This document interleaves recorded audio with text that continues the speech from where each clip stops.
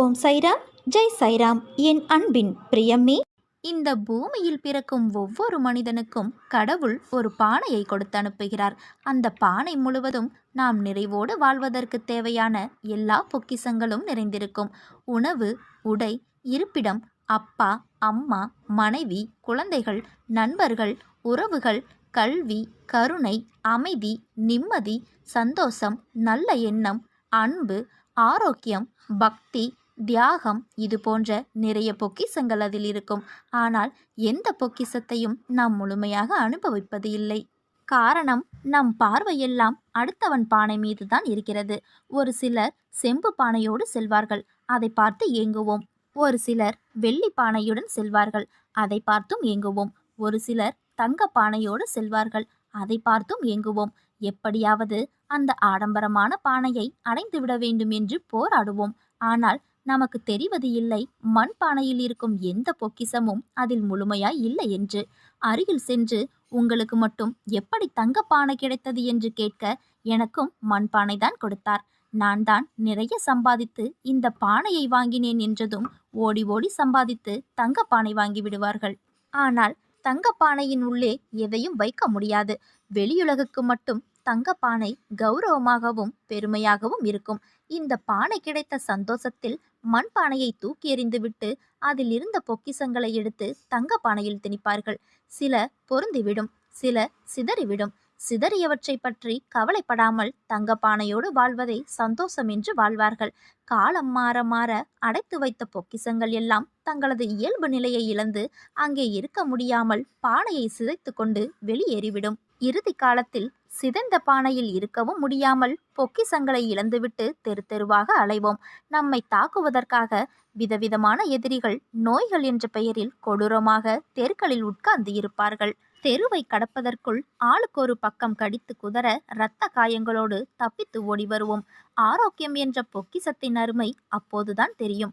தங்க பானைக்குள் அடங்காததால் வெளியே வீசி எறிந்தது அப்போதுதான் நினைவுக்கு வரும். இரத்த காயங்களுக்கு மருந்து போட உறவுகளையும் நட்பையும் தேடுவோம். பானையில் இடமில்லை என்று பொய்யாக விரட்டியடித்தது தவறு என்று இப்போது புரிய வரும்.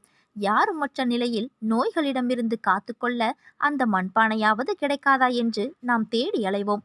ஏதோ ஒரு தெருவோரத்தில் உடைந்த நிலையில் சாய்ந்தபடி அந்த மண்பானை கண்ணில் தெரியும். ஆசை ஆசையாய் ஓடி சென்று பார்ப்போம். அம்மா, அப்பா என்ற பொக்கிஷங்கள் இறந்து போயிருக்கும். மனைவி, குழந்தைகள், உறவுகள், நட்புகள், அமைதி, நிம்மதி, சந்தோஷம் என்ற பொக்கிஷங்கள் எல்லாம் சிதைந்து போயிருக்கும். ஆரோக்கியம் என்னும் பொக்கிஷம் உயிருக்கு போராடி கொண்டு இருக்கும். அன்பு, கருணை, தியாகம், பக்தி என்ற பொக்கிஷங்கள் மட்டும் எந்தவித சேதமும் இன்றி, எந்தவித எதிர்பார்ப்பும் இன்றி காயம் பட்டவர்களுக்கு மருந்து தடவி கொண்டு இருக்கும். மண்பானையின் முக்கியத்துவத்தை உணர்ந்து நல்ல முறையில் வாழ வேண்டும் என்று நினைக்கும் பொழுது உங்களுக்கு கொடுத்த கால அவகாசம் முடிந்துவிட்டது. அந்த பானையையும் பொக்கிஷங்களையும் திருப்பி தர முடியுமா என்று கேட்டபடி ஒருவர் நிற்பார். யார் நீங்கள் என்றால், கடவுள் என்று சொல்லியபடி உடைந்த பானையையும் சிதைந்த பொக்கிஷங்களையும் தூக்கிச் செல்வார். ஏக்கத்துடன் அவரையே பார்த்து நிற்க, பின்புறத்தில் ஏதோ கரடுமுரடான சத்தங்கள் கேட்டு திரும்பி பார்த்தால், நம்மை தேடி அலைந்த நோய்கள் எல்லாம் கொடூரமான முகத்தோடு இரத்த வெறியுடன் ஓடி வரும். பிறகு கண்ணிமைக்கும் நேரத்தில் அனைத்தும் முடிந்துவிடும். கடவுள் தந்த அந்த பானையையும் பொக்கிஷங்களையும் எங்கு வைத்திருக்கிறீர்கள் என்று சரி பார்த்து கொள்ளுங்கள். படைத்தவன் பானையை தேடி எப்போது வேண்டுமானாலும் வரலாம். நமக்கென்று விதிக்கப்பட்டது நமக்கு நடந்தே தீரும். அடுத்தவரை பார்த்து, அவர் பணக்காரராக இருக்கிறாரே, நாம் ஏழையாக இருக்கிறோமே என்று பொறாமைப்படக்கூடாது. என் குழந்தைகளான உங்கள் அனைவரின் எதிர்காலமும் என் கருணையினால் ஆனந்தமாக அமையும். நானே உனக்கு இன்றும் என்றும் துணையாக இருப்பேன். மரணம் கூட என் அனுமதியின்றி உன்னை நெருங்க முடியாது. நான் இருக்கின்றேன். கடைசி நொடியில் கூட உனக்கு அற்புதம் செய்வேன். ஏனென்றால் ஆட்டுவிப்பவன் நான் அல்லவா? பாபா கைவிட்டு விட்டார், இனி யார் காப்பாற்றப் போகிறார்கள் என நினைப்பீர்கள். பயப்படாதே, என் பக்தருக்கு நான் துர்கதியை எந்த நிலையிலும் பரிசாக தரமாட்டேன். விரைவில் காப்பாற்றி விடுவேன். எனது சொல்படி நடந்தால் உனது வாழ்க்கை விரைவில் சொர்க்கமாக மாறும். உன்னுடைய ஒவ்வொரு துன்பத்திற்கு பின்பும் ஏதோ ஒரு மகிழ்ச்சியை கண்டிப்பாக நான் உனக்கு தந்து கொண்டே இருப்பேன். கவலைப்படாதே, நல்லதே நடக்கும். பயபக்தியோடும் உண்மையோடும் ஆன்ம உணர்வோடும் கண்ணீரோடும் நீ என்னிடம் செய்கின்ற பிரார்த்தனைகளை கேட்டுக்கொண்டுதான் இருக்கிறேன். நான் அளிக்கும் பதில்களை உன்னால் புரிந்து கொள்ள முடியாமல் போய்விடுவதால் உன் மனம் போன போக்கில் சுதந்திரமாக நடந்து தட்டி கழித்து விடுகிறாய். அதனால் பலனை அடைய முடியாமல் போகின்றது. உன் விருப்பப்படி செய்யவும் உன் விருப்பப்படி வாழவும் நான் உனக்கு சுதந்திரம் கொடுத்திருக்கிறேன். அதனால்தான் என் செய்கைகளை புரிந்து கொள்ளாமலும் எனக்கு கீழ்ப்படிந்து நிற்காமலும் உனது சுயமான போக்கின்படி உன்னால் நடக்க முடிகிறது. இந்த சுதந்திர உணர்வுதான் உன்னை இந்த அளவுக்கு கீழே இறக்கி வைத்து விட்டது. கீழே இறங்கிவிட்டோமே என்று வருத்தப்படுகிறாய். கீழே வந்துவிட்ட போதும் உன்னை நினைத்து நான் பெருமைப்படுகிறேன். உனது இரக்கமுள்ள குணம், பிறருக்கு உதவ வேண்டும் என்னும் உன்னத மனோபாவம், இந்த நிலையிலும் பிறர் கஷ்டப்படுவதை காண சகிக்க முடியாத மனம் இருக்கும் இடத்திற்கு விசுவாசத்துடன் நடந்து கொள்ள வேண்டும் என்று நினைத்து அதன்படி நடந்து வந்ததால் நீ கீழ்நிலைக்கு இறங்க நேர்ந்தது என்று நினைக்கின்றாய். கெட்டவர்களும் கெடுமதி உள்ளவர்களும் நன்றாக இருக்கும்போது நல்லவர்களான நாங்கள் மட்டும் ஏன் கஷ்டப்பட வேண்டும்? கஷ்டத்தை மட்டும் ஏன் கடவுள் எங்களுக்கு பரிசாக தர வேண்டும் என்று நீ நினைக்கின்றாய். உன்னை போன்ற நல்லவர்களும் இப்படித்தான் புலம்புகிறார்கள். இது இன்றோ நேற்றோ தொடங்கி நடந்து வருகின்ற விஷயமல்ல. காலகாலமாய் நல்லவர்கள் புலம்பும் தொடர்கதைதான் இது. நான் உன்னிடம் பிரத்யட்சமாக விளங்க வேண்டும் என்றால் நீ கஷ்டப்பட்டுதான் ஆக வேண்டும். ஏனெனில் நான் நல்லவர்கள் மனதில் மட்டுமே வாழ முடியும். கெட்டவர்கள் மனதில் எனக்கு இடமேது? இப்படி உன்னை கஷ்டப்படுத்தி வாழ்வதால் என்ன பலன் என்று நீ நினைக்கலாம். நான் உன்னை பக்குவப்படுத்தி பெருமைப்படுத்துவதற்கு இதை உனக்கு வரப்பிரசாதமாக கொடுத்திருக்கிறேன். உன்னுடைய தகுதிக்கும் தாங்கும் சக்திக்கும் ஏற்பத்தான் கஷ்டத்தை தருகிறேன். இதை உன்னால் சமாளிக்க முடியும் என்று தெரிந்த பிறகே கஷ்டம் வர தயாராக இருக்கிறது. இந்த நேரம் நீ வேகமாக செயல்பட வேண்டும். நிறைய சிந்தனை செய்ய வேண்டும். இதன் மூலம் இப்போது உள்ள நிலையை விட பல மடங்கு உயர்வடைய வேண்டும் என்பதற்காகவே இதை உனக்கு நான் கொடுக்கின்றேன். இதோ இருள் நீங்கி பிரம்ம முகூர்த்தம் ஆரம்பமாகிவிட்டது. உன் கஷ்டங்களும் பிரச்சனைகளும் முடிந்து போக போகிறது. எல்லா துன்பங்களும் விலகி புத்துணர்வோடு நீ இருக்க போகிறாய். சோர்ந்து போகாதே, தைரியமாக இரு. நான் உன் கூடவே இருக்கின்றேன். என்னை வழிபட்ட பின் உன்னில் ஏற்பட்ட மாற்றங்கள் உனக்கு புரிகின்றதா? சொல்கிறேன் கேள். உன் மனமானது நல்லதை மட்டுமே நினைக்கின்றது. உன் நாவானது அடுத்தவர் மனதை ஒருபோதும் புண்படுத்தாது. உன் செயல்களானது முழுமையாக இரக்க குணமுடையதாகவே இருக்கின்றது. நீ நினைப்பதை கொடுப்பதற்கும் கொடுப்பதை நிலைக்கச் செய்வதற்கும் பாபா நான் இருக்கிறேன். நம்பிக்கையோடு இரு. உனக்கான வேண்டுதல்களுக்கான பலன் உன்னை தேடி வரப்போகிறது. உன் வேண்டுதல்கள் அனைத்தும் நிறைவேறிய பின் நீ வாழும் அந்த மகிழ்ச்சியான வாழ்க்கையை காண்பதற்காகவே நான் காத்திருக்கின்றேன். உன்னை எந்த உறவு அவமானம் என்றும் வேண்டாம் என்றும் கூறியதோ அவர்கள் முன் நீ நன்றாக வாழ்வாய். அவர்கள் வியக்கும் வண்ணம் நீ உயரப்போகிறாய். அவர்களே வந்து உன்னை சேர்வார்கள். நம்பிக்கையுடன் இரு. உன்னுடன் உன் சாய்தேவா நான் இருக்கிறேன்.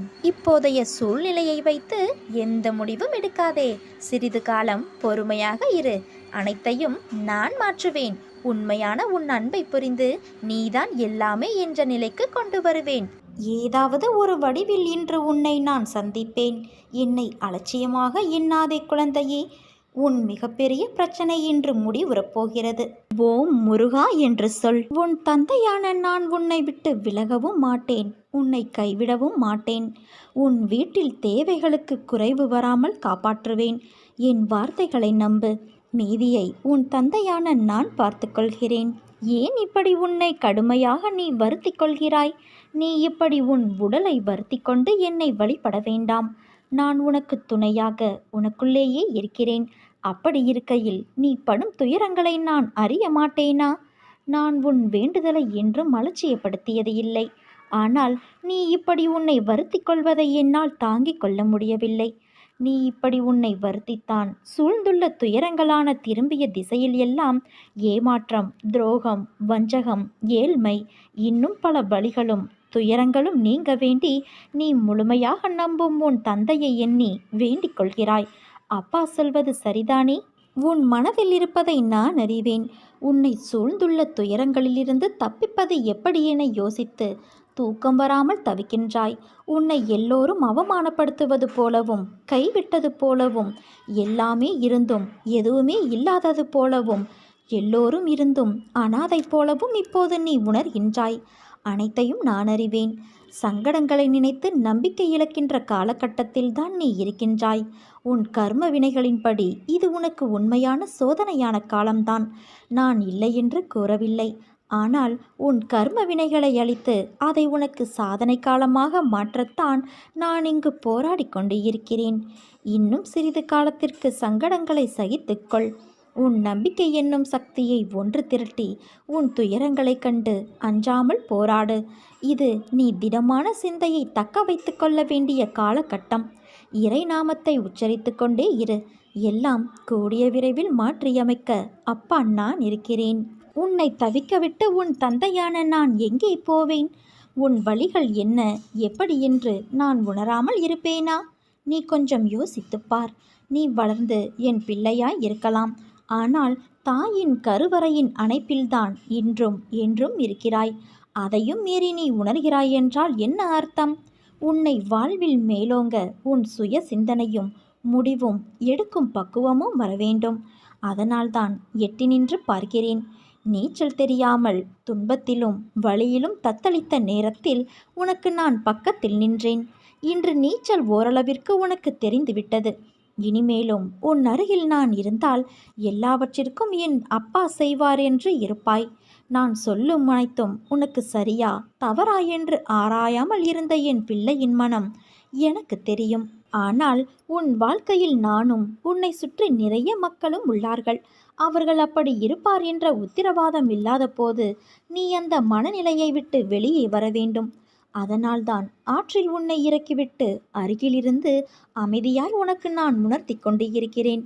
இது உன் நல்லதுக்காக. உன்னை உயிராய் நினைக்கும் உன் தந்தையான நான் எப்படி உன்னை விட்டு செல்வேன்? உன்னை விட்டு நான் எப்போதும் விலக மாட்டேன். என்றும் என் அரவணைப்பில் நிம்மதியான நோயற்ற வாழ்வு பெற்று சுபிட்சமாய் வாழ்வாய். இது என் சத்திய வாக்கு. உனக்கு துன்பம் என்ற ஒன்று வந்தால் அதற்குரிய தீர்வும் உதவியும் ஏதோ ஒரு வகையில் உன்னை வந்து சேரும். உன் தந்தையான என் மீது நம்பிக்கை கொள். ஏதோ ஒன்றை அடைவதில் மட்டும்தான் நிம்மதி கிடைக்கும் என்று நினைக்காதே.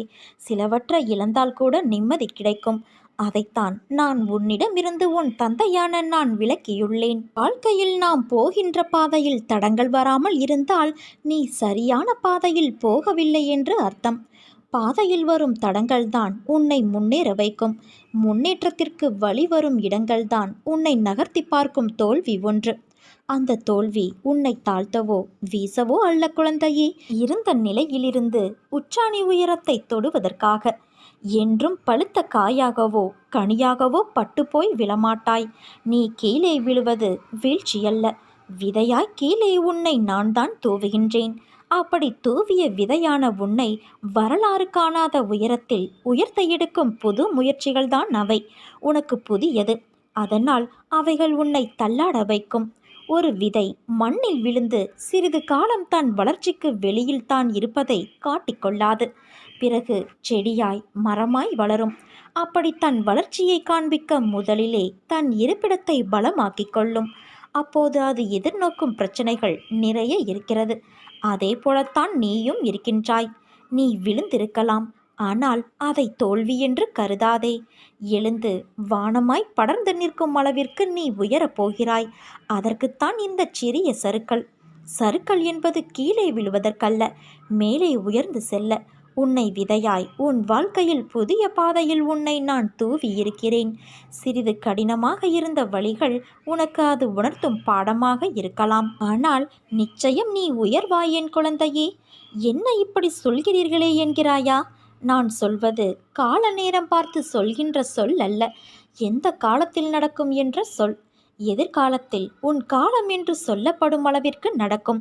அதற்கு மறைமுகமாக நான் சொல்லும் சொல் எதிர்காலம். கொஞ்ச தூரம்தான் இருக்கிறது. அதனால்தான் தாமதமாகிறது என்று நினைக்கிறாயல்லவா? ஆனால் அது தாமதமில்லை. உன்னை நீ தயாராக்கிக் கொள்ளும் காலம் இது. வெற்றிக்கான காலம் வந்துவிட்டது. இதில் நீ நிச்சயம் ஜெயிப்பாய். இந்த உலகமே தலைகீழாக மாறலாம். ஆனாலும் நாம் வழி தவறிவிடக்கூடாது. நம்முடைய நிலையிலேயே உறுதியாக நின்று கொண்டு அமைதியாக இவ்வுலகை வேடிக்கை பார்க்க வேண்டும். எதிலும் பொறுமை, எங்கும் பொறுமை கொண்டிரு. உன்னிடத்தில் அனைத்து நல்ல பண்புகளையும் நான் கொடுப்பேன். உன்னுடைய கர்ம பலனை நான் கழித்து வருவதால் உனக்கு எல்லாமே தாமதமாகிறது. நம்பிக்கையை மட்டும் கைவிட்டு விடாதே. என்னை நம்பு. யார் கைவிட்டாலும் நான் உன்னை கைவிட மாட்டேன் குழந்தையே. நீ நம்பிக்கையோடு இரு, நல்லதே நடக்கும். அப்பா, நான் என் சுதந்திரத்தை இழந்து பல வருடங்கள் ஆகிவிட்டன. என் வாழ்வில் எனக்கு எப்போது சுதந்திரம் கிடைக்கும் என என்னிடம் கேட்கிறாய். நீ விட்டு சென்ற கடமைகளை தீர்க்கத்தான் பிறவி எடுத்துள்ளாய். உன் கடமைகளை நீ செய்யும்போது உன் சுதந்திரம் இழந்தாய், உண்மைதான். ஆனால் உன் கர்ம வினையை தீர்த்து சுதந்திரத்தை திரும்ப பெறுவாய். வாழ்வில் நீ காண வேண்டிய பல மகிழ்ச்சியான நிகழ்வுகள் அடுத்தடுத்து வரப்போகின்றன. சுதந்திரமாய் அந்த நிகழ்வுகளில் நீ நல்ல உள்ளங்களோடு ஒற்றுமையாக இருந்து மகிழ்வாய். உன் கோபத்தை குறைத்துக்கொள். அவசியமற்ற உரையாடல்களை தவிர்த்துவிடு. எல்லாம் ஜெயமாகும். என்னை எவன் மிகவும் விரும்புகிறானோ அவன் எப்போதும் என்னை காண்கிறான். என்னை விட்டு நீங்கினால் இந்த உலகமே அவனுக்கு சூனியமாக தோன்றுகிறது. என் கதைகளை தவிர பிறவற்றை அவன் கூறுவது கிடையாது. இடையறாது என்னையே தியானித்து என் நாமத்தையே ஜெபம் செய்கிறான். முழுமையாக தன்னை என்னிடம் சமர்ப்பித்து என்னையே எப்போதும் எவன் நினைவில் கொள்கிறானோ அவனுக்கு நான் கடன்பட்டதாக உணர்கின்றேன். அவனுக்கு விடுதலையளித்து என் கடனை தீர்ப்பேன். என்னை நினைத்து எனக்காக ஏங்குபவனையும் எதையும் முதலில் என்னை நினைக்காமல் உண்ணாதவன் பாலும் நான் சார்ந்திருக்கின்றேன். என்னிடம் வருபவன் ஆறானது கடலோடு ஒன்றாவது போல என்னோடு இரண்டர கலக்கிறான். பெருமையையும் அகங்காரத்தையும் விட்டொழித்துவிட்டு எல்லளவும் அவற்றின் அடையாளம் கூட இல்லாதபடி விலக்கி உன் இதயத்தை அமர்ந்து கொண்டு இருக்கிற என்னிடம் உன்னை பூரணமாக சமர்ப்பித்துவிடு. நீ தொலை தூரமோ எங்கெங்கேயோ என்னை தேடிக்கொண்டு போக வேண்டாம். உன் நாமத்தையும் ரூபத்தையும் நீக்கினால் உனக்குள்ளும் அதை போன்ற அனைத்து ஜீவராசிகளுக்குள்ளும் உளதாயிருக்கும் உணர்வு அல்லது ஸ்தாபிக்க பெற்றிருக்கும் உணர்வு நிலை காணப்பெறுகிறது. அது உன் தந்தையான நானே ஆகும். இதை உணர்ந்து கொண்டு உன்னிடத்தும் எல்லா ஜீவராசிகளிடத்தும் என்னையே காண முயற்சி செய். இதை நீ பயிற்சி செய்தால் சர்வ வியாபகத்தை உணர்ந்து என்னோடு ஒன்றாகும் நிலையை நிச்சயம் நீ பெற முடியும். உனக்கு ஏதாவது வேண்டுமானால் கடவுளிடம் கேள். உன் தந்தையான என்னிடம் கேள். இவ்வுலக கௌரவத்தை விட்டுவிடு. கடவுளின் அருளையும் ஆசியையும் பெற முயற்சி செய். என் சன்னிதானத்தில் கௌரவம் அடை. உலக கௌரவங்களால் வழி தவறிவிடாதே குழந்தையே. உன்னை மாற்ற வேண்டும் என்ற என் விருப்பத்தினால்தான் இந்த நிகழ்வுகள் எல்லாம் உன்னை எட்டி பார்க்கிறது. உன்னிடம் நிறைக்குறை என்ன என்பதை சூழ்நிலைகளில்தான் உணர முடியும். அதை புரிய வைக்கத்தான் இவ்வளவு நிகழ்வுகளை நான் நடத்தி வைக்கின்றேன். நீ நிச்சயம் ஜெயமாக வாழ்வாய் என் குழந்தையே. என் பரிபூரண அருளும் ஆசிர்வாதமும் அன்பும் எப்போதும் உனக்கு உண்டு. உன் அம்மாவாக அப்பாவாக என்றும் உன்னை என் இருதயத்தின் கருவறையில் சுமந்து அரவணைத்து வளர்ப்பேன். உன்னுடைய மனவேதனைகள் அனைத்தும் மிக விரைவில் உன் மனதை விட்டு மறைந்துவிடும். நீ நினைக்கும் அனைத்தும் நிச்சயம் நிறைவேறும். சங்கடம் கொள்ளாதே. உனக்கு துணையாக நான் இருக்கிறேன். எப்போதும் எங்கும் உனக்கு துணையாக நான் இருப்பேன் குழந்தையே. நம்பிக்கையோடு இரு, நல்லதே நடக்கும்.